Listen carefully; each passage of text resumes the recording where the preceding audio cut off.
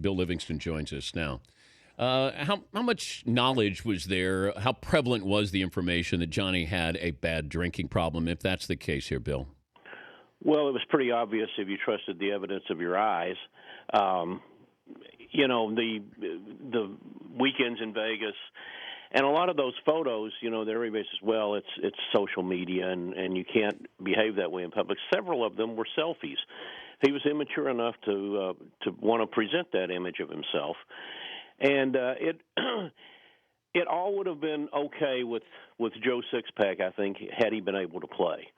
But when he had that disastrous game against Cincinnati, and the first start he got 2 starts before he got hurt. It was obvious that he was unprepared, and that the partying had become a detriment to him, a serious impediment to his career. And if he wanted to have all I'd heard from A&M was he's a party guy, but football's very important to him, and he's very smart, and he's playing the game and becoming a respected player and one of the best players in the game is the most important thing in his life. But we didn't see that in Cleveland. Does he have a future in Cleveland? I think everybody deserves a second chance. I don't know whether he will get an extended one or not. It didn't go down well with people in a blue collar town. That he was, first of all, the background of being from oil money, but that wouldn't have mattered if he had conducted himself as a professional. I had defended him all season because I thought when he got in, just because Johnny was bad, by the way, doesn't mean Brian Hoyer was good. The last month he played, he had 1 touchdown pass and 8 interceptions, and that's atrocious. So they really don't have a quarterback that they can trust on the roster right now. I don't know whether they'll bring Hoyer back or not. I wouldn't, because he's the same guy I saw at Michigan State. Not that nimble, not that accurate. Very hard worker. Maximizes what he's got, but all talent has a ceiling, and his isn't that high. Are they talking about how long Johnny goes to rehab for? Well, all I've heard is the 4-week thing. Yeah. I don't know whether that's going to be it or not. You want to see a guy straighten himself out. It looks like a long shot that he's going to. There was always a wide divide, and people thought some scouts thought he was magic, and just had an ability, a dynamic about his personality, his field vision, his elusiveness to make plays that were unusual, that were extraordinary. And I think a lot of it was due to Mike Evans too, but his big receiver. But a lot of people thought the recklessness of his life on the field and more important off the field would get in the way. And so far that's been what's happened. We saw some of the quotes that his father told ESPN, the magazine, where this could unravel, and if it does, it's going to be really, really bad.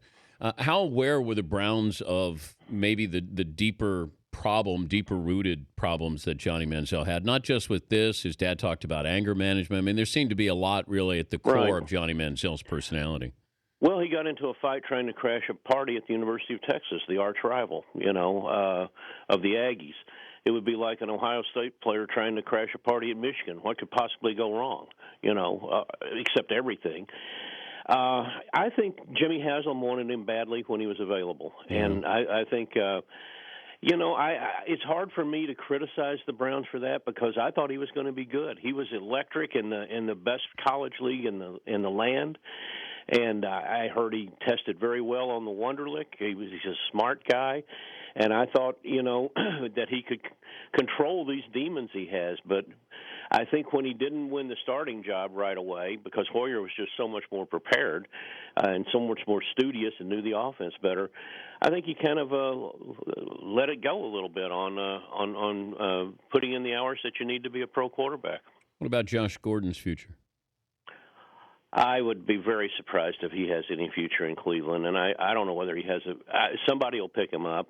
Maybe the Browns will bring him back again. I don't know how you can possibly rely on the guy. It's a shame. He had a bust-out season, one for the history books here in Cleveland, the most yards receiving ever.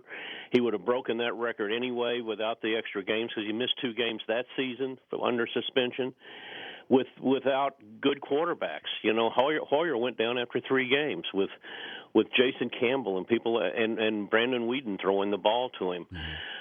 He could have been Megatron, and he also had, you know, insecurity demons and crutches that he leaned on that are, and you know, Dan, let me say this: his big problem, of course, he has some alcohol issues too, but his big problem is marijuana, and I really think the prosecution and persecution of marijuana these days by these pro leagues is really strange, given how attitudes have changed.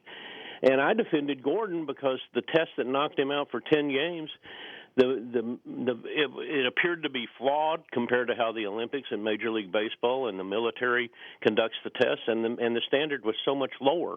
I really did believe it could be secondhand smoke. It was just minute, and there was a lot of you know, details about it where if they had tested the other sample first, he would have been clean.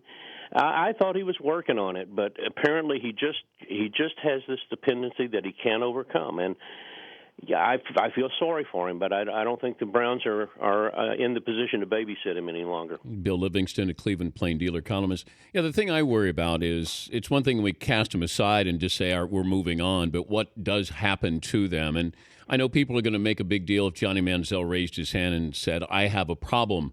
It should be that if he goes and he has a willingness to listen and learn and try to understand. Oh, sure. You know, he's talked a good game for a long time. Absolutely. Absolutely. Yeah, but he doesn't back it up. You know, that he knows he has to study more, and he knows he has to prepare better, and quit just having empty talk. Well, it was just continuing empty talk. Bill, good to talk to you. Thanks for joining us. Dan. All right, that's Bill Livingston, Cleveland Plain Dealer.